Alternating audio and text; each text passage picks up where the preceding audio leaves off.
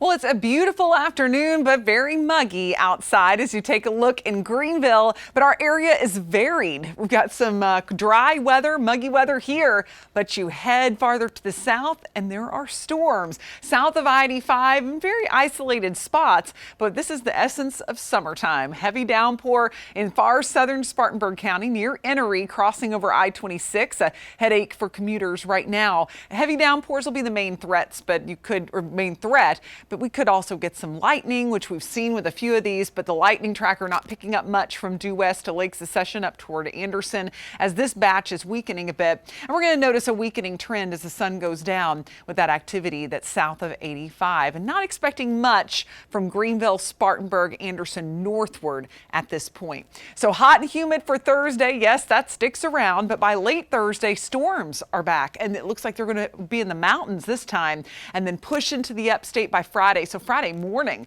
could be pretty soggy for us. I'll show you that. And then clearing for the weekend. Great news for your holiday weekend. We just have to get through the next couple of days. We're going to be in the 60s to around 70 as we wake up tomorrow, and then a repeat of today, mid 80s to upper 80s with those PM storms, mostly in the mountains in the afternoon and then into the upstate as we get toward the late time frame. So here's Futurecast. Notice that the clouds will be around in the morning, few showers and storms as of middle afternoon in the mountains. Here's where it really gets heavy though in the evening. 8 p.m. seeing quite a bit of rain along the Tennessee line. Could see localized flooding out of that. And then it starts to move along, pulling some rain into the upstate overnight and into your morning commute on Friday. Could last through the morning hours. This is 11 a.m. Fairly widespread rain, but a lot of it's going to get out of here during the afternoon and early evening. That sets us up with some nicer weather toward this weekend. But let's take a look. If you're heading to Lake Hartwell, maybe you're starting your vacation a little early ahead of the holiday weekend. 84 around lunchtime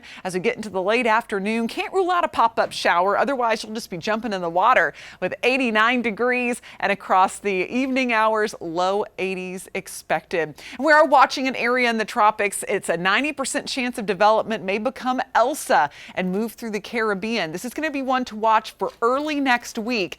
Tuesday through Thursday, this could be approaching the Florida coast, and it might have impact in the Carolinas. Way too early to tell, but it would be about a week from now that we'd see it anywhere near the continental U.S. as it looks currently. So take a look. Beautiful weather as we go into this weekend, and it carries into next week too. It just starts to get a bit hotter.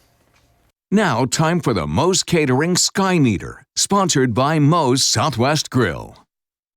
And as we get into our Sky Meter rating, it's going to be a little less than today with a 7 out of 10. The upstate mostly dry through the daylight hours, but we're going to have some storms moving in during the nighttime. Of course, you can always download the Fox Carolina app to keep up with the latest on radar, as well as if any watches or warnings get issued.